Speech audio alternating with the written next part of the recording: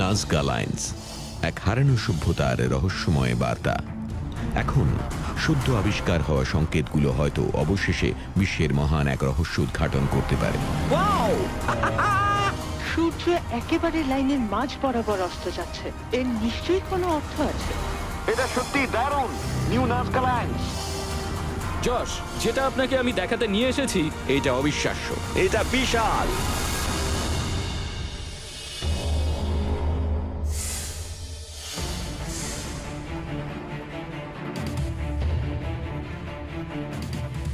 পেরুর কথা বললে কোনটা মাথায় আসে?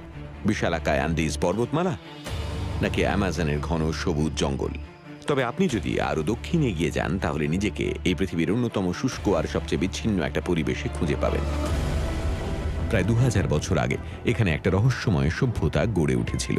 1920 দশকে বাণিজ্যিক বিমানগুলো এখানে বিশাল গ্লিফগুলো খুঁজে পাওয়ার আগে পর্যন্ত এদের ব্যাপারে তেমন কিছুই জানা ছিল না। বালির মধ্যে লিখিত সংকেত, যা নাজকা লাইন্স হিসাবে পরিচিত হয়ে ওঠে। এতে ফুটিয়ে তোলা হয়েছে বিশাল আকারের প্রাণী, অদ্ভুত আকৃতির দেহ আর জটিল জ্যামিতিক আকার। প্রায় 100 বছর ধরে লোকে নাজকা লাইন্সের ব্যাপারে তুমুল তর্ক বিতর্ক করেছে। তবে কয়েক মাস আগে মরুভূমিতে একটা বালি ঝড়ে অবিশ্বাস্য কিছু প্রকাশ পায়।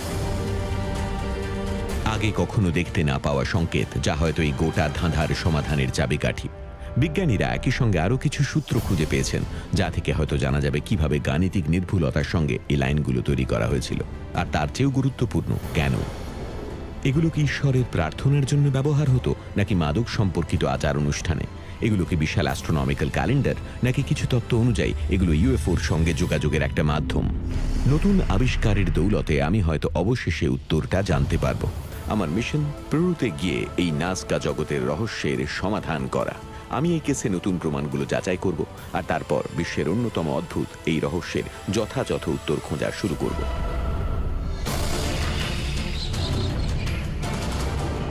আমার নাম জশ গেটস। আমার আর্কিওলজির ডিগ্রি আছে, আর অজানাকে জানা আমার প্যাশন। আমি এমন একজন মানুষ যে বেশ কিছু অদ্ভুত সিচুয়েশনে পড়েছি। এর থেকে ভালো জীবিকা অবশ্যই আছে। ইতিহাসের সব থেকে বিখ্যাত লেজেন্ডের রহস্য সমাধান করতে পৃথিবীর বিভিন্ন প্রান্তে ছুটে গেছি আমি। ওকে, চলুন এগিয়ে যাই। আপনারা দেখছেন এক্সপেডিশন আননোন।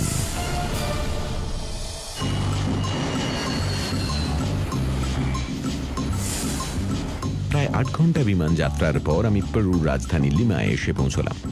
নাজকা লাইন্সে পৌঁছতে হলে আমাদের নাজকায় যেতে হবে, আর তার জন্য আমাদের দক্ষিণে কয়েকশো কিলোমিটার পথ পাড়ি দিতে হবে।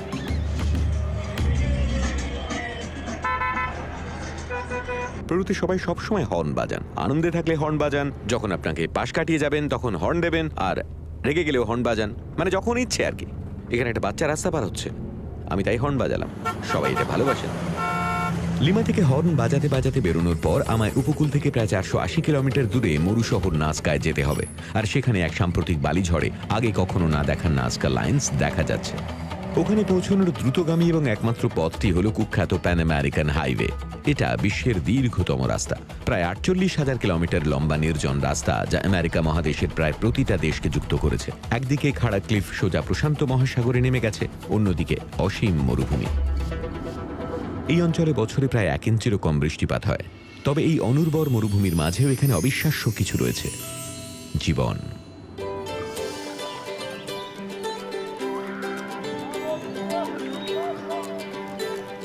মরুভূমির মাঝে এখানে জল রয়েছে, কি অসাধারণ! এটা হলো ওয়াকাচিনা, আমেরিকার একমাত্র প্রকৃত মরুদ্যান, যেখানে প্রায় 100 লোক বসবাস করেন। এখানে রয়েছে একটা ছোট্ট পুকুর, যার চারপাশে ঘিরে রয়েছে শুকনো ভূখণ্ড। আসলে এটা এখানকার প্রাকৃতিক মরুদ্যান। লোকে এখানে এমনি চলে আসেন, আর এই জলাধারের চারপাশে একটা বসতি গড়ে তোলেন। এই তৃষ্ণা মেটানোর মরুদ্যানটা নাজকার সময় এখানে ছিল না, তবে মরুভূমিটা ছিল। আর আমি এখানে সেই ভূখণ্ডটা দেখতে এসেছি যেটা নাজকা মানুষেরা জয় করেছিলেন, আর তার জন্য আমাকে যেতে হবে অফ রোডে।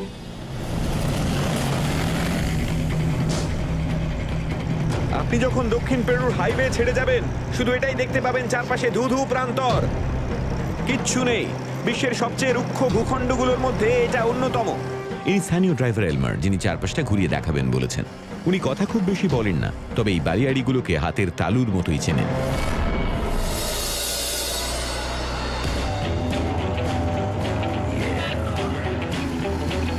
এলমার তো আমার মতোই ড্রাইভ করছেন। পেরুর মরুভূমির আকার প্রায় নিউ ইয়র্কের মতো, তবে কিছুই না জানলে মনে হতো আমি যেন মঙ্গল গ্রহে রয়েছি। ও আরে শাবাশ!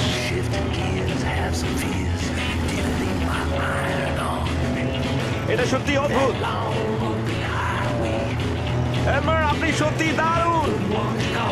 Wow! আমি জানি না যে আমরা কোন দিকে যাচ্ছি অথবা এলমারের এখানে কোনো লাইসেন্স আছে কিনা, তবে আমি এটা খুব দ্রুত বুঝতে পারছি যে এই ধুধু প্রান্তরে কোনো স্পিড লিমিট নেই। আরে বাস! প্রায় 2000 বছর আগে নাজকারা এই রোদ ঝলসানো মরুভূমিতে পায়ে হেঁটে ঘুরতেন। সৌভাগ্যবশত এখন আধুনিক মানুষ এই বালিয়াড়ি পার করতে অনেক মজার আর বিপজ্জনক উপায় বার করেছে।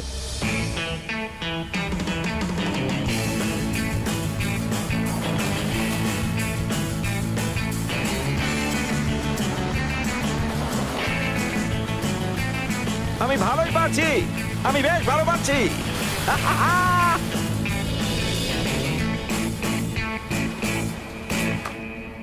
আমি পেরেছি। দেখছেন তো আমার পা কিন্তু ঠিকই আছে। সূর্য অস্ত যাচ্ছে এবং জুতোয় প্রচুর বালি ঢুকে যাওয়ায় আমরা আবার পিচ রাস্তায় ফিরে যাওয়া শুরু করলাম এবং এই নাজকা জগৎ কতটা বিশাল আর শুকনো ছিল তার একটা নতুন ধারণা পেয়ে গেলাম।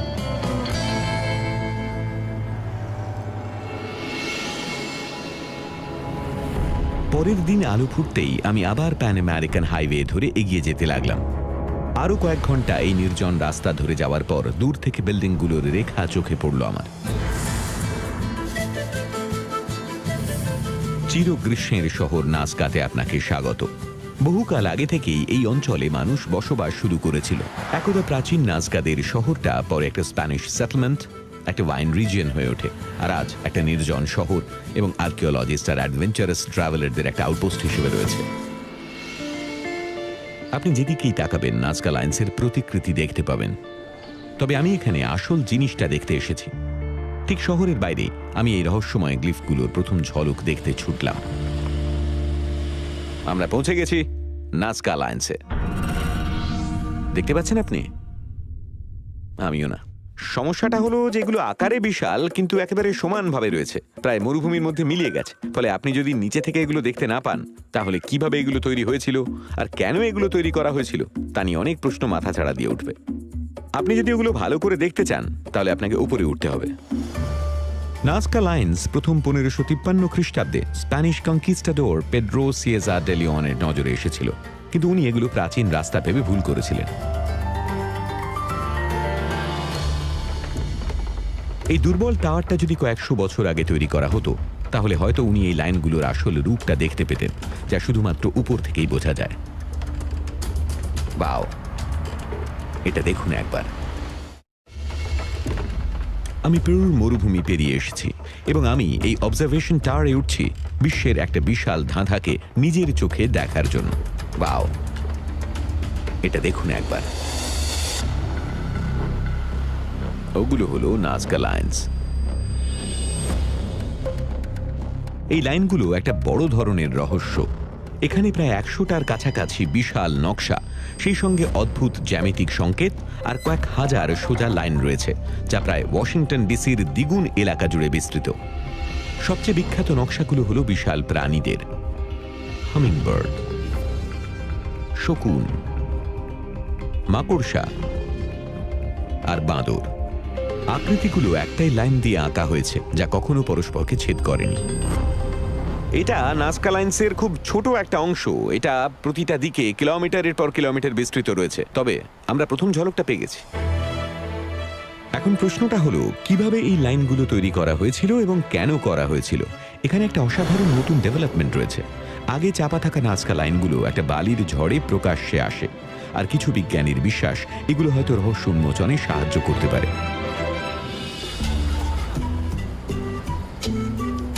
তবে এগুলোর ব্যাপারে খোঁজ নেওয়ার আগে আমায় নাজকা মানুষদের ব্যাপারে আরো জানতে হবে।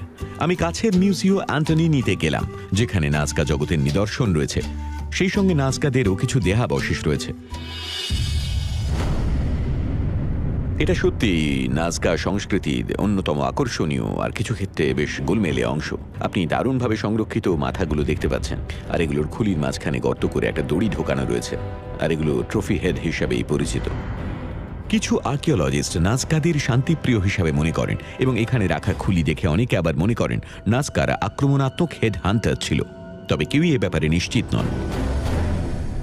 আপনাকে নাজকা জাতির ব্যাপারে আরো জানতে হলে তাদের ব্যবহৃত মাটির জিনিসগুলো দেখতে হবে। সত্যি বলতে কি, এই জিনিসগুলোই তারা রেখে গিয়েছিল, আর এইসব ভাঙা টুকরোগুলোই আসলে একটা ধাঁধার সূত্র। নাজকা লাইন্সের কার্যকারিতা সম্পর্কে একাধিক তত্ত্ব রয়েছে, আর আমি সঠিক উত্তরটা পাওয়ার আশায় রয়েছি। প্রথম তত্ত্ব, লাইনগুলো বিশাল অ্যাস্ট্রোনমিক্যাল ক্যালেন্ডার হিসাবে ব্যবহার হয়, যা আকাশের নিচে তাদের অবস্থানের প্রমাণ, এবং একাধিক সেরামিকের ওপর তারার চিহ্নগুলো রয়েছে।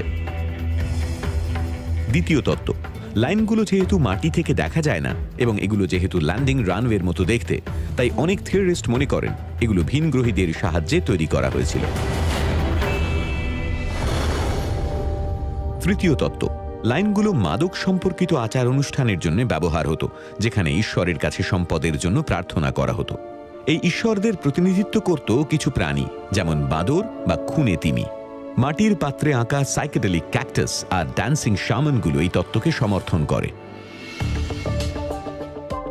তাহলে কোন তত্ত্বটা সঠিক? আমি এগুলো পরীক্ষা করার পরিকল্পনা করলাম। প্রথমে আমি দেখতে চাইছি এই লাইনগুলো সত্যি একটা বিশাল অ্যাস্ট্রোনমিক্যাল ক্যালেন্ডার হতে পারে কিনা। প্রয়াত জার্মান ম্যাথমেটিশিয়ান মারিয়া রাইকে এই তত্ত্বের প্রবক্তা ছিলেন, এবং একটা ওয়ার্ল্ড হেরিটেজ সাইট হিসাবে এই লাইনগুলো সংরক্ষণ করার দায়িত্ব নিজের হাতে তুলে নিয়েছিলেন। নাজকার সর্বত্র ওনার ছবি রয়েছে, এবং ওনার বাড়িটাই এখন একটা মিউজিয়াম। এই বিখ্যাত লেডি অফ দ্য লাইন্স এবং ওনার তত্ত্ব ভালোভাবে বুঝতে আমি দেখা করছি ওনার ফাউন্ডেশনের প্রধান আনা মারিয়া কোগোর্নোর সঙ্গে। কিভাবে তিনি প্রথমে এই লাইনগুলো দেখতে পেয়েছিলেন? ওনার অনেক বিজ্ঞানীর সঙ্গে যোগাযোগ ছিল, আর লিমার মিউজিয়ামে ওনার সঙ্গে ডক্টর পল কাজাকের আলাপ হয়েছিল নিউ ইয়র্ক লং আইল্যান্ড বিশ্ববিদ্যালয়ে। ওনারা বিমানে যাচ্ছিলেন এবং যাওয়ার সময় অনেক আলাদা আলাদা রাস্তা দেখতে পান, যেগুলোর ব্যাপারে কিছুই জানতেন না। তখন তারা গাড়ি করে আসার সিদ্ধান্ত নেন, এবং মারিয়া খুব উৎসুক ছিলেন। হঠাৎ মারিয়া দেখেন সূর্য একেবারে লাইনের মাঝ বরাবর অস্ত যাচ্ছে। তো তখন উনি অবাক হয়ে যান, এর নিশ্চয়ই কোনো অর্থ আছে। আচ্ছা, আপনি কি বিশ্বাস করেন যে এই লাইন আর গ্লিফগুলো মহাজাগতিক বিষয়ের সঙ্গে যুক্ত? কয়েকটা ক্ষেত্রে তো বটেই।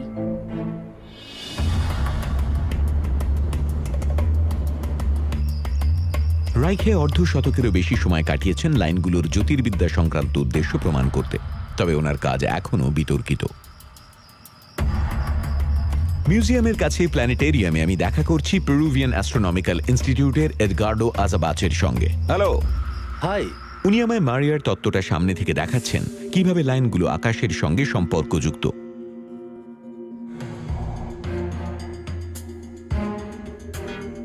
মারিয়া এটা নিয়ে 40 বছর কাজ করছেন।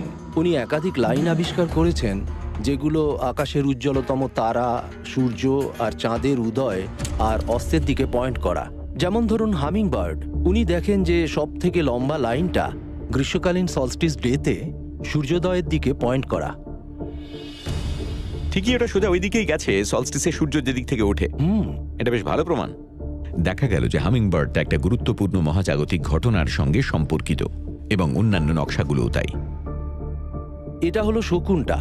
লাইন পাখিটার মাঝ বরাবর চলে গেছে শীতকালীন সলস্টিস ডেতে সূর্যাস্তের দিকে। এবং তৃতীয় ফিগারটা ছিল হেরনের। মারিয়া ওটাও দেখেছিলেন যে লম্বা ঠোঁটটা শীতকালীন সলস্টিস ডেতে সূর্যোদয়ের দিকে পয়েন্ট করা রয়েছে। যখনই এই নির্দিষ্ট লাইনের উপর সূর্য অস্ত যেত বা উদয় হতো, তারা বুঝে যেত কোনটা শীতের প্রথম দিন অথবা গ্রীষ্ম বা বর্ষার প্রথম দিন।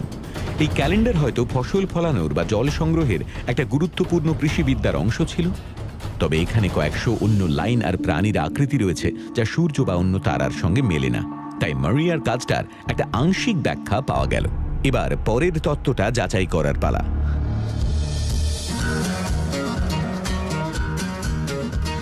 পরের দিন সকালে আমি মরুভূমির ফাঁকা অংশে এই লাইনগুলোর ব্যাপারে ওয়াইল্ডেস্ট থিওরিটা যাচাই করতে বেরিয়ে পড়লাম।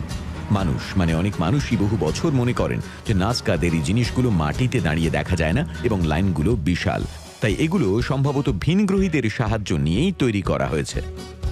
এমনকি একটা নাজকা লাইনকে অ্যাস্ট্রোনট হিসাবে মনে করা হয় এবং এটা ভিনগ্রহীদের একটা আকর্ষণীয় প্রতিচ্ছায়া বলেই মনে হয়। তবে আমি নিশ্চিত নই যে এটা শুধুই ইটি এবং তার সঙ্গীদের জন্য একটা বিশাল ডেজার্ট এয়ারপোর্ট। তাহলে নাজকা লাইন্স তৈরি হওয়ার ব্যাপারে সবথেকে সহজ ব্যাখ্যাটা কি হতে পারে? হয়তো নাজকারা এই মরুভূমিতে এসেছিল এবং তারাই এই নানান ধরনের নকশাগুলো তৈরি করেছিল। আমি এখানে সেটাই করার চেষ্টা করছি। এটা হলো মাকড়সা, বিখ্যাত নাজকা লাইন্সগুলোর মধ্যে একটা, আর আমি সাধারণ একটা বাঁশের টুকরো দিয়ে এটা পুনর্নির্মাণ করার চেষ্টা করছি। যে আমি এটা কতটা ভালো পারবো সেই ব্যাপারে আপনার আত্মবিশ্বাস লেভেলটা 1 থেকে 10-এর মধ্যে কত? 2। বুঝতে পারছেন তো? 10 হলো সব থেকে সেরা আর 1 হলো সব থেকে খারাপ। আর উনি দেখছি 1-এ নেমে এলেন। তবে এটা দেখতে যতটা সহজ, করতে ততটা নয়, দেখেই বুঝতে পারছেন। উপরের কালচে লোহা সমৃদ্ধ বালি সরালে নিচে হালকা রঙের বালি দেখতে পাবেন। তবে এখানে প্রতিটা ফুটপ্রিন্ট আর আঁচড় স্থায়ী, তাই ভুল করার সম্ভাবনা খুবই কম। আমি যে রেপ্লিকাটা করার চেষ্টা করছি সেটা বিশাল, তবে আসল নাজকা লাইন্সগুলো আরো অনেক বড়। আমি মোটামুটি 6 ফুট 2 ইঞ্চির মতো লম্বা, তবে ওই প্রায় 935 ফুটের হেরেনের আকৃতির পাশে আমার আকার একটা পিঁপড়ের মতো। এটা ভুল হচ্ছে, এটা ভুল হচ্ছে। আরে দূর, জঘন্য। আপনি একটাও ভুল করতে পারবেন না, কারণ একবার দাগ কেটে ফেললে সেখানে সাদা স্পট তৈরি হয়ে যাবে। এটা একেবারে নির্ভুল প্রচেষ্টায় করতে হবে। অনেকটা মাকড়সার মতো হয়েছে, অথবা একটা ম্যানোরার মতো। এটা ঠিকঠাক না হওয়ার কারণ আছে। এটা ঠিকঠাক হয়নি কারণ আমি এটা পারিনি, তবে এটা ঠিকঠাক হয়নি কারণ আপনি যদি আঁকাটার দিকে দেখেন আপনি দেখতে পাবেন যে বেশিরভাগ অংশটাই খুব সিমেট্রিক্যাল। পাগুলোর মাঝে সমান ফাঁক রয়েছে, আর এইরকম গ্লিফগুলো প্রায় কয়েকশো ফুট লম্বা। আর খালি হাতে এগুলোকে এতটা নির্ভুল এবং ঠিকঠাক করা কখনোই সম্ভব নয়। আমি তো বুঝতেই পারছি না যে কিভাবে এটা করা হয়েছিল। এখানে নিশ্চয়ই অন্য কোনো একটা ব্যাপার আছে। আমি পেরুর মরুভূমিতে এসে বিশ্ববিখ্যাত নাজকা লাইন্সের রহস্য উদ্ঘাটনের চেষ্টা করছি। নিজের হাতে আমি এইটা আঁকার পর বুঝতে পারছি আমাকে অবশ্যই পেশাদারের সাহায্য নিতে হবে। আমি দেখা করছি লাইনগুলো নিয়ে বিশ্বের অগ্রগণ্য বিশেষজ্ঞ মারিয়া ওলিয়েচেয়ার সঙ্গে, যিনি ministry of Nazca head archaeologist, আর রয়েছেন ওনার রিসার্চার আলেহান্দ্রো। হাই, কেমন আছেন আপনারা? আমি জশ। হাই, আমি আলে। আমাদের প্ল্যান হলো বিখ্যাত হামিংবার্ড লিফটটা পুনর্নির্মাণ করা, যদিও কিভাবে করব কোনো ধারণাই নেই। আমাদের কাছে এক ধরনের প্যাডেল আর একটা লাঠি রয়েছে, ঠিক। আর এটা দেখে মনে হচ্ছে স্ট্রিং। দড়ি আর কিছু কাঠি। হ্যাঁ। আচ্ছা, আপনি চলুন হ্যাঁ, আগে। চলুন। চলুন যাওয়া যাক। আমি নিশ্চিত নই যে আমরা একটা স্যান্ড ক্যাসেল তৈরি করব, নাকি ঘুড়ি ওড়াবো, নাকি ডেজার্ট ভ্যাম্পায়ার ধরতে যাব। তবে এই মুহূর্তে আমি সবকিছু করতে পারি। উনি যতক্ষণ না থামতে বলছেন সোজা হাঁটতে থাকুন। অতীতে আর্কিওলজিস্টরা মনে করতেন যে নাজকারা নিশ্চয়ই তাদের কাজটা উপর থেকে দেখার জন্য প্ল্যাটফর্ম তৈরি করেছিল। একজন ইতিহাসবিদ প্রাচীন সামগ্রী দিয়ে একটা হট এয়ার বেলুন তৈরি করে উড়িয়েছিলেন। যদিও এর একমাত্র প্রমাণ হলো বালির মধ্যে আবিষ্কার করা ছোট কাঠের খুঁটিগুলো, যেগুলো হয়তো আমাদের উত্তর পেতে সাহায্য করতে পারে। হ্যাঁ, কি বলছেন? আচ্ছা, বুঝতে পেরেছি। আচ্ছা, টেলটা বাঁদিকে আরেকটু সরাতে হবে। মরুভূমিটা সমতল হলেও আশপাশে অনেক ছোট ছোট পাহাড় রয়েছে। নাজকারা হয়তো কোনো একজনকে উঁচু জায়গায় রেখে দিত, যিনি নিচে শ্রমিকদের নির্দেশ দিতেন। মারিও বিশ্বাস করেন যে নাজকারা নকশাগুলোর শেষ প্রান্তে খুঁটি পুঁততেন আর তারপর দড়ি ব্যবহার করে ছোট ড্রয়িংগুলো ম্যাথমেটিক্যাল প্রিসিশনে মাপজোপ করতেন। এগিয়ে যান। দাঁড়ান দাঁড়ান। একটা লাইন টানতে আমরা চওড়া প্যাডেল ব্যবহার করছি এবং বিন্দুগুলো জুড়তে শুরু করছি।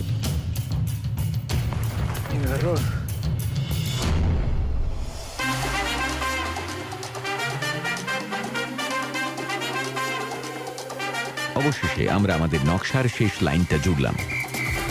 পারফেক্ট। হ্যাঁ হ্যাঁ হ্যাঁ, ঠিক ওই জায়গাটাই পারফেক্ট। উনি বলছেন এটা পারফেক্ট। Perfect. হ্যাঁ, গ্রেট, অসাধারণ, ধন্যবাদ। দারুণ হয়েছে খুব ভালো সত্যি। হয়েছে, দারুণ। আমরা একটা নাজকা লাইন এঁকেছি। হ্যাঁ, আমি দেখে অবাক হয়ে গেলাম যে আমাদের হামিংবার্ড সত্যি নিখুঁত হয়েছে এবং একটা রেখাচিত্র আর কয়েকটা সাধারণ যন্ত্রপাতির সাহায্যেই আমরা এটা করতে পেরেছি। ইউএফওরা দেখুন। আমরা সেই তত্ত্বটা যাচাই করলাম যাতে বলা ছিল লাইনগুলো ভিনগ্রহীদের তৈরি এবং জটিল যন্ত্রপাতি ব্যবহার করে করা, এবং অ্যাস্ট্রোনমিক্যাল তত্ত্বটা শুধু লাইনগুলোর একটা ছোট অংশেই কাজ করে। এবার আমি তৃতীয় তত্ত্বটা যাচাই করতে এগোলাম, যাতে বলা হয়েছে এই লাইনগুলো সম্পূর্ণ ধর্মীয় ঈশ্বরের আরাধনার জন্য তৈরি। এই রাস্তাগুলোকে আপনি ক্রিস ক্রসড গোলক ধাঁধা নামেও ডাকতে পারেন। তবে অবশেষে আমি এমন একটা জায়গায় পৌঁছলাম যেটা আরেকটা বালিয়াড়ির সেট বলে মনে হচ্ছে, তবে বালির নিচে গোপন জিনিসটা রয়েছে।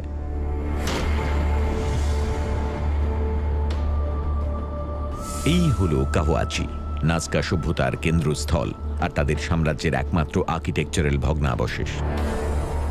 খ্রিস্টপূর্ব ১০০ শতাব্দীতে তৈরি এই মাটির কাঠামোগুলো বাতাসে উড়ে আসা বালির নিচে চাপা পড়ে আছে।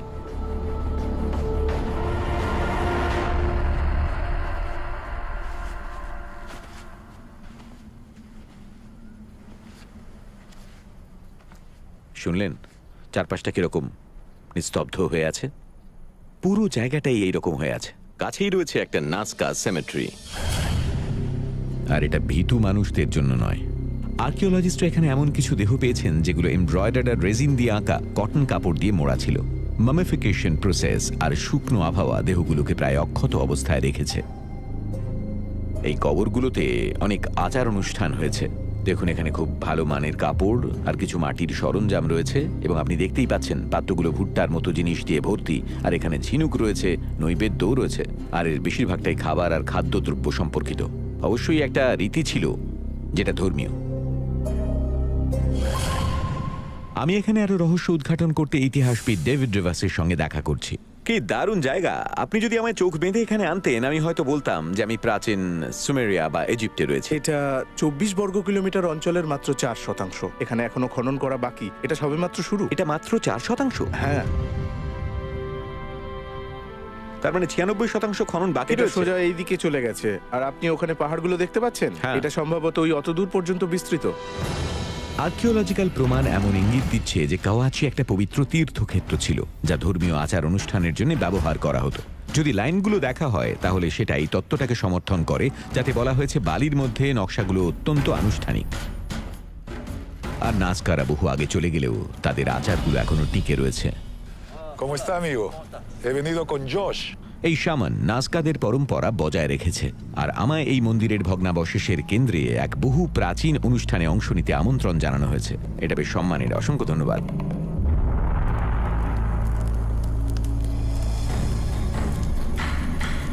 মাটির পাত্রে নাজকাদের নেশাগ্রস্ত হওয়ার ছবি রয়েছে, যেটা সম্ভবত স্থানীয় স্যান পেড্রো ক্যাকটাস গ্রহণ করার ফলেই হতো। 2000 বছর আগে আমাদের পূর্বপুরুষরা এই নেশার জিনিস ব্যবহার করতেন, যাতে তারা আত্মাদের সঙ্গে সংযোগ করে ভবিষ্যৎটা ঠিক কেমন হতে পারে জানার চেষ্টা করতেন। আমায় যেহেতু সকালে উঠে কাজ করতে হবে, তাই নাজকার আত্মাদের জগতে একটা সাইকেডেলিক জার্নি এড়িয়ে যেতে আমি একটা কম শক্তিশালী পানীয় খাচ্ছি। এবার এটা খেয়ে নিন। শুধু এইটুকুই তো? ব্যাস এটাই। শুধু একটা চুমুক দিন, আর তারপর এটাকে আপনি উৎসর্গ করুন। এই আচারটা অতীতের একটা জানলার মতো, এবং স্পষ্ট ইঙ্গিত দিচ্ছে যে নাজকারা দৃষ্টিভঙ্গি বদলে দিতে হ্যালুসিনোজেনিক প্লান্ট ব্যবহার করত। উনি বলছেন যে আপনার ভবিষ্যৎ খুবই অসাধারণ এবং আপনার জীবনে সুখ শান্তি থাকবে। ধন্যবাদ। এই কথাটা আমার সঙ্গে শেয়ার করার জন্য ওনাকে আরও একবার ধন্যবাদ। অত্যন্ত আচার অনুষ্ঠানপূর্ণ সমাধি আর ধর্মীয় মন্দির দেখার পর আমার মনে আর সন্দেহ নেই যে নাজকারা বালির মধ্যে এই চিহ্নগুলো তৈরি করেছিল তাদের ঈশ্বরের কাছে পৌঁছানোর একটা অংশ হিসাবে। কিন্তু প্রশ্ন হলো, লাইনগুলোর মাধ্যমে কি বোঝাতে চাওয়া হচ্ছে? এর উত্তর হয়তো পাওয়া যাবে আগে কখনো না দেখার লাইনগুলোতে, যা সম্প্রতি একটা মরু ঝড়ের পর এক পাইলট দেখেছিলেন। এই নতুন নকশাগুলো কি নাজকা লাইনের চিরকালীন এই ধাঁধার জট খুলতে সাহায্য করবে? কেমন আছেন সবাই? ভোরবেলা আমি নাজকার ছোট্ট এয়ারপোর্টে ইতিহাসবিদ অ্যান্টোনিও সান ক্রিস্টোবলের সঙ্গে দেখা করে আমি ওপর থেকে ভালো করে দেখতে চাইছি প্রাচীন ইতিহাস। ওড়ার জন্য রেডি? আপনি রেডি? চলুন তাহলে ওরা যাক।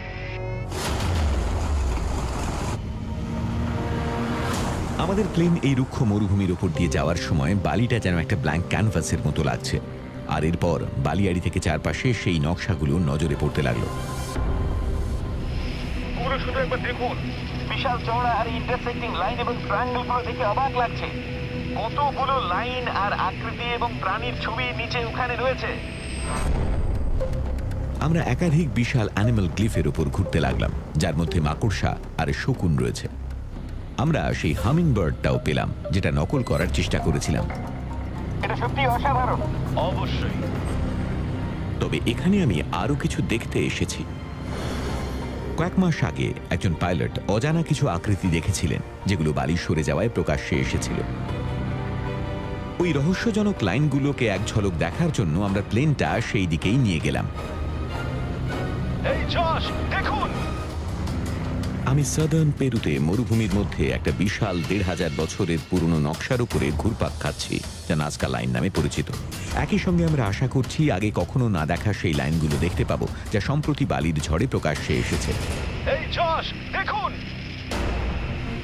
দেখতে পেয়েছি। হ্যাঁ হ্যাঁ হ্যাঁ, ওটাই দেখুন। শুধু সত্যি এটা দারুণ, অসাধারণ। নতুন নাজকা লাইন। এগুলো দেখে মনে হচ্ছিল একটা প্রায় ২০০ ফুট লম্বা সাপ, একটা পাখি, আর কিছু লাইন অদ্ভুতভাবে আঁকা বাঁকা। প্যারাকাস উপজাতিরা এই জিনিসগুলো এঁকেছিল। প্যারাকাস হলো সেই উপজাতি যারা নাজকাদের আগে এই মরুভূমিতে রাজত্ব করত, এবং আর্কিওলজিস্টদের বিশ্বাস এই লাইনগুলো হয়তো বহু প্রাচীন কিছুর আবিষ্কার। উপর থেকে এগুলোকে দেখে আরো ভালোভাবে বুঝতে পারলাম, তবে সেই সঙ্গে আমি আরো বিভ্রান্ত হয়ে গেলাম। সত্যি বলছি, এগুলো সত্যি সত্যি অসাধারণ। এগুলো কিসের জন্য? এটার মানে কি, আন্তোনিও? এটাই তো আসল প্রশ্ন। এগুলো কিসের জন্য? এটাই আসল ধাঁধা। মাটিতে নেমে এসে আমি আমার গাড়ি চড়ে উত্তরের খোঁজে বেরিয়ে পড়লাম। তার মানে নাজকাদের বোঝার জন্য আমাদের আগে বুঝতে হবে ওই প্যারাকাসদের। সেটা করার জন্য আমরা প্যারাকাস শহরের দিকে রওনা দিলাম, যেটা আরো প্রায় 4 ঘন্টা উত্তর দিকে। নাজকা থেকে প্রায় কয়েকশো কিলোমিটার মরুভূমির মধ্যে দিয়ে গেলে আমরা পৌঁছবো ছোট্ট বন্দর শহর প্যারাকাসে। প্রশান্ত মহাসাগরের পাড়ে অবস্থিত এই শহরটাতে কয়েক হাজার বছর ধরে বসতি রয়েছে। প্রাগৈতিহাসিক উপজাতি যারা একসময় এখানে বাস করত, তাদের প্রভাব এখনকার জনবসতির উপর রয়েছে, যদিও তারা খুব বেশি কথা বলে না। স্যার, আমি কি একটু কথা বলতে পারি? মানে আমি শুধু নাজকাদের সিক্রেটগুলো জানতে চাইছিলাম আর কি। খুবই রাগী। কিছুটা পথ হাঁটতেই আমি পেয়ে গেলাম প্যারাকাস হিস্ট্রি মিউজিয়াম। ঘুরে ঘুরে দেখার সময় প্যারাকাসদের কাহিনীগুলো আমার চোখের সামনে ভেসে উঠল। তারা এই মরুভূমিতে নাজকাদেরও প্রায় ১,০০০ বছর আগে বাস করত, এবং উত্তর দিক থেকে এসে নাজকারা তাদের আক্রমণ করেছিল। নাজকারা প্যারাকাস দখল করার পর তাদের সংস্কৃতি গ্রহণ করে এবং অ্যানিমাল গ্লিফ আর লাইনগুলো টানতে থাকে, যা কয়েকশো বছর আগে শুরু হয়েছিল। তবে আমার সবথেকে আকর্ষণীয় লাগলো ওদের এই খুলিগুলো দেখে। এগুলো সত্যি অসাধারণ। আসলে প্যারাকাসরা তাদের মাথাগুলোকে বিশেষভাবে বেঁধে সেগুলোকে লম্বা করার অদ্ভুত পদ্ধতিরা জানতো না। এগুলো কোনো ভিনগ্রহীদের নয়। এই লম্বাটে আকারটা শিশু অবস্থায় পাথর আর দড়ি দিয়ে বেঁধে করা হতো, যখন মাথাটা নরম থাকে। প্যারাকাসরা কেন তা করতো সেটা অবশ্য আমরা সম্পূর্ণ জানি না, তবে বিশ্বাস করা হয় যে এর মধ্যে একটা মাহাত্ম্য আছে। মুখটা লম্বা করেছেন কেন? এই দেখুন, এটা মাত্র ২০০০ বছর আগেকার।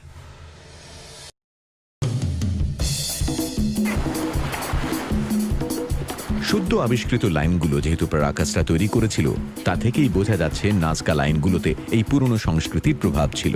এমনকি প্রাচীন আর শক্তিশালী প্যারাকাস লাইনগুলো শুধুমাত্র সমুদ্র থেকেই দেখা যেত। আমি আর্কিওলজিস্ট রোনাল্ডো আইবারের সঙ্গে বেরিয়ে দেখতে চাইছি এই লাইনগুলো কোথা থেকে শুরু হয়েছিল। এই হলো আমাদের বোট। এইটাই তো? হ্যাঁ, আমাদের ভেসেলটা বেশ পুরনো, তবে জানি না এটা সমুদ্রে চলার যোগ্য কিনা। এই ইঞ্জিনটা নতুন। এটা নতুন, আর ওতেই কাজ হয়ে যাবে তো? হ্যাঁ।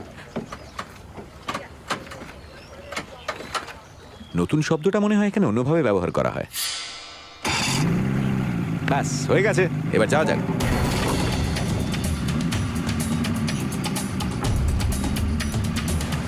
স্থলভাগে শুকনো মরুভূমি থাকলেও উপকূলটা পেরুভিয়ান গ্যালাপাগোসের মতো লাগছে।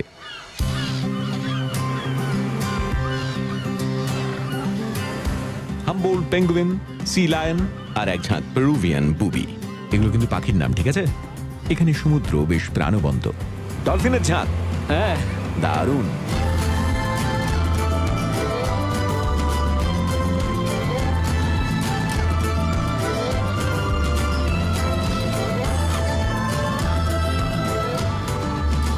প্যারাকাস আর নাজকা ছিল মরু সংস্কৃতির একটা অঙ্গ, তবে সমুদ্র যোগটাও এড়িয়ে যাওয়া কঠিন। মরুভূমির গ্লিফগুলোতে সামুদ্রিক প্রাণীও রয়েছে, যেমন খুনে তিমি, এমনকি বিখ্যাত অ্যাস্ট্রোনটের নকশাটাও, যেটাকে আর্কিওলজিস্টরা একজন মৎস্যজীবী বলেও মনে করেন। নাসকাতে দাঁড়িয়ে আমি ভাবছিলাম এই প্রাচীন মানুষেরা কিভাবে বেঁচে থাকতেন, তবে এখন এইটা দেখার পর আমি বুঝতে পারছি যে সমুদ্রের উপর তারা কতটা নির্ভরশীল ছিলেন। হ্যাঁ, কারণ যেসব মানুষ এখানে বাস করতে বা থাকতে এসেছিলেন তারা প্রধানত মৎস্যজীবী ছিলেন।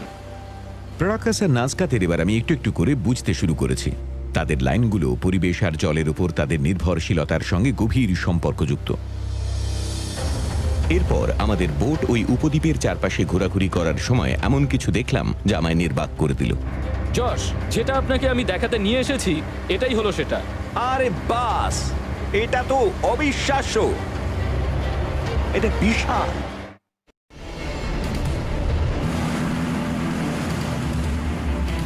আমি পেরুতে এসে নাজকা লাইনের পিছনে থাকা উদ্দেশ্যটা বোঝার চেষ্টা করছি, আর আমার গাইড আমায় ধাঁধার একটা বড় অংশ দেখালেন।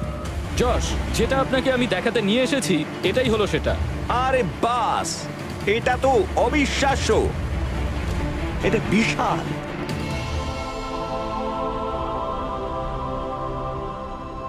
এটাকেই আমরা ক্যান্ডেলাব্রা বলি। হ্যাঁ, ক্যান্ডেলাব্রা। ক্যান্ডেলাব্রা। ক্যান্ডেলাব্রা গ্লিফটা সমুদ্রের প্রায় 20 কিলোমিটার দূর থেকেও দেখা যায়। এটা তৈরি করেছিলেন প্যারাকাসরা। এটা কত পুরনো হবে? এটা প্রায় 2200 বছরের পুরনো। প্যারাকাসরা ক্যান্ডেলাব্রা কথাটা জানতো না। এটা একটা স্প্যানিশ শব্দ, তবে এটা একটা ক্যাকটাস হতে পারে। একটা ক্যাকটাস। বড় শাখা, মাঝখানে বড় একটা কাণ্ড। আপনি যদি কাণ্ডটা লম্বা করেন, এটার সাথে নাজকা লাইনের হামিং বার্ডের সঙ্গে যোগসূত্র পাবেন। সত্যি? যেটা হয়তো নাজকাতে বর্ষা ঋতুর সূচনাকে তুলে ধরে। এগুলো কি একই দিকে পয়েন্ট করা হ্যাঁ, হয়েছে? একই দিকে। বাহ, এটা অবিশ্বাস্য। সবগুলো জলের দিকে নেমে এসেছে। হ্যাঁ, একদমই তাই। আমি শুনলাম যে প্যারাকাস ক্যান্ডেলাব্রাটা নাজকা হামিংবার্ডের সঙ্গে একই সারিতে রয়েছে। তাতে একটা তত্ত্ব উঠে আসছে যেগুলো সব জলের সঙ্গে সম্পর্কযুক্ত। একজন ইতিহাসবিদ মনে করেন যে এই লাইনের ব্যাপারে একটা নতুন তত্ত্ব তিনি প্রমাণ করতে পারেন। পাড়ে ফিরে কয়েক কিলোমিটার স্থলভাগ পেরিয়ে আমি দেখা করছি প্যারাকাস হিস্ট্রি মিউজিয়ামের ডিরেক্টর ব্রায়ান ফয়েস্টারের সঙ্গে। ব্রায়ান, আমি শুনেছি আপনার কাছে একমাত্র প্যারাকাসের ব্যাপারে আমি জানতে পারি। তবে আমি কয়েকজনের মধ্যে একজন। হ্যাঁ, তা তো বটেই। আমি এটা বুঝেছি যে নাজকাদের জানতে হলে প্যারাকাসদের জানতেই হবে। এটা গুরুত্বপূর্ণ। আচ্ছা, তাহলে কিভাবে শুরু করব? বেশ, আমি আপনাকে কয়েকটা বিশেষ জায়গা দেখাতে চাই। ঠিক আছে, গাড়ি করে? না। নয় কেন? বালি। আরো বালি? হ্যাঁ।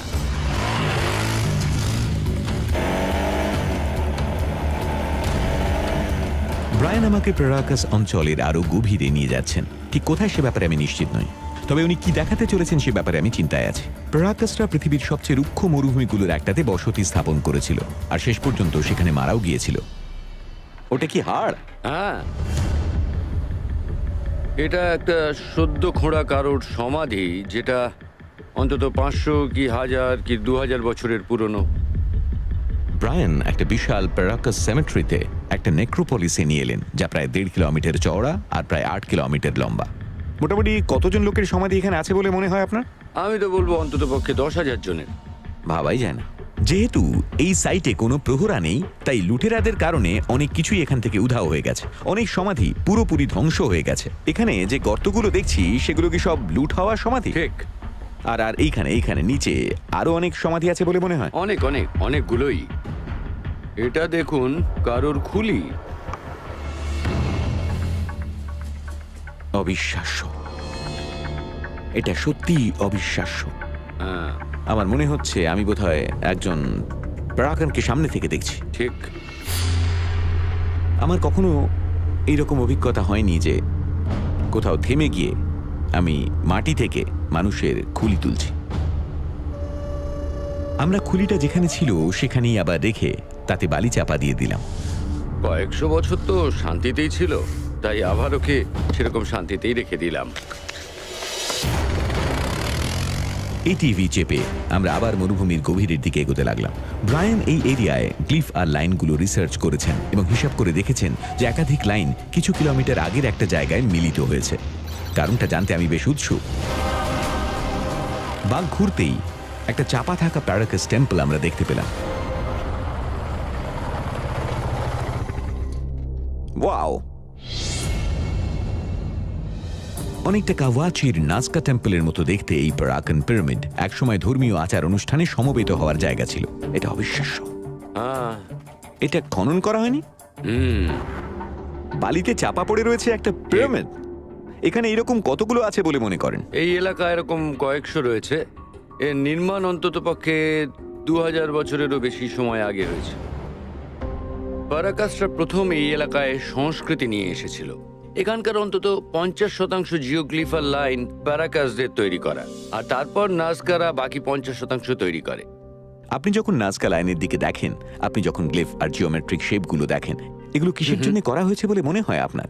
এখানে কোনো নির্দিষ্ট আকার বা বেসিক প্যাটার্ন নেই। আমার মনে হয় এগুলোর কয়েকটা সূর্য আর চাঁদের সঙ্গে সারিবদ্ধ, এগুলোর কয়েকটা আচার অনুষ্ঠানের পথ, আবার কয়েকটা ভূগর্ভস্থ জল ব্যবস্থা ট্র্যাকিং এর জন্য। এটা সত্যিই অস্বাভাবিক। ব্রায়ান বিশ্বাস করেন এই লাইনগুলো শুধুমাত্র জলের জন্য প্রার্থনা করে আচার অনুষ্ঠানের জন্য ব্যবহার হতো না, বরং এগুলোর বেশিরভাগ জলের পথ দেখায়, অনেকটা ভূগর্ভস্থ নদীপথ আর প্রাকৃতিক কুয়োগুলো চিহ্নিত করা একটা ফিজিক্যাল ম্যাপের মতো। আপনি মনে করেন এখানে প্রাচীন জলের উৎসগুলো রয়েছে? সম্ভবত তা ওই এলাকার কিছুটা মাটির নিচে রয়েছে, তাই আমরা সেই জল মাটি খুঁড়ে খুঁজে পেতেও পারি আজও। মরুভূমির মধ্যে জলের খোঁজ করা হ্যাঁ, বেশ বড়সড় চ্যালেঞ্জ একটা। চলুন, যে লাইনগুলো আমাদের এই পিরামিডের পথ দেখায় সেটা সম্ভবত প্যারাকাসদের সেরেমোনিয়াল প্রসেশনের পথ দেখাতো, আর হয়তো জলের দিক নির্দেশক হিসেবে কাজ করত। এই গর্তগুলো কিসের বলে মনে হয় আপনার? এগুলো হয়তো জলের জন্য ছোট কুয়ো হিসেবে ব্যবহার করা হতো। তাই নাকি? হ্যাঁ, তো আপনি বলছেন যে এখানে নিচে জল থাকতে পারে? আমার তো মনে হয় সম্ভাবনা আছে। চলুন তাহলে একটু খুঁড়েই দেখা যাক। ঠিক আছে। ব্রায়ানের তত্ত্বটা আমার অসম্ভব বলেই মনে হচ্ছে, কারণ এটা একেবারেই প্রাণহীন একটা মরুভূমি। তবে উনি যেহেতু মনে করেন, তাই আমার গর্ত করা ছাড়া আর অন্য কোনো উপায় নেই। বিকেল বেলায় সময় কাটানোর জন্য একটা হাস্যকর উপায়।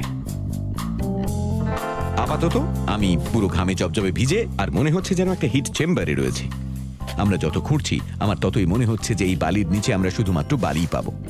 আমাদের কতটা গর্ত করতে হবে বলে মনে হয়? 10 ফুটের কাছাকাছি হবে বলেই মনে হয়। আচ্ছা, হ্যাঁ, দেখুন অনেকগুলো শিকড় দেখা যাচ্ছে। বেশ ভালো লক্ষ্য। এই শিকড়গুলো মৃত, এবং ব্রায়ান আর আমি যদি অন্ধকার নামার আগে রাস্তায় ফিরতে না পারি, আমাদেরও এই হালই হবে। তবে এখানে যদি ভূগর্ভস্থ জল থাকে, আমরা হয়তো নাজকা লাইন্সের ধাঁধার উত্তর পেয়ে যেতেও পারি। আমি দেখতে পাচ্ছি যে আমি বেলচা দিয়ে খুঁড়েই চলেছি, আর আপনি তদারকি করছেন। দেখুন, আমি তো স্থানীয় লোক। ঠিক। একজন অতিথি হিসেবে অনুসন্ধান করা আপনার অধিকার। আমি খুশি যে আপনি এটা আমায় করতে দিচ্ছেন। হ্যাঁ, ভালো লাগলো। এবার শক্ত মাটি পাচ্ছি। হ্যাঁ। আরে দাঁড়ান দাঁড়ান, আমি নাজকা লাইন্সের রহস্যের তদন্তে পেরুতে এসেছি। মরুভূমির মাঝে সংকেতগুলো অনুসরণ করার পর আমরা গর্ত খুঁড়ে দেখছি এগুলো জল খোঁজার কাজে ব্যবহার হতো কিনা। আরে দাঁড়ান দাঁড়ান, এটা দেখুন একবার, ভিজে বালি। হ্যাঁ, আপনি ওয়াটার টেবলে হিট করেছেন। জল, এখানে নিচে জল রয়েছে এই মরুভূমির মাঝে। হ্যাঁ, এই লাইনগুলোর অভিমুখে এমন আবিষ্কার এটাই প্রমাণ করে যে পেরুর প্রাগৈতিহাসিক উপজাতিরা হয়তো এই বিশাল চিহ্নগুলো তৈরি করেছিল জল খোঁজার জন্যই। ব্যাপারটা সত্যিই দারুণ, অসাধারণ। আমি বলতে চাইছি যে আপনাকে সন্দেহ করেছিলাম। এই পরিশ্রমের জন্য ধন্যবাদ। এটা অবিশ্বাস্য। সত্যি হয়তো এই নকশাগুলো আর নাজকা লাইনগুলো জলের দিকে পয়েন্ট করা। এগুলোর কয়েকটা অন্তত। হ্যাঁ হ্যাঁ, এটা অবিশ্বাস্য। এটা নিয়ে আর তর্ক হবে না। ভিজে বালি হাতের সামনে।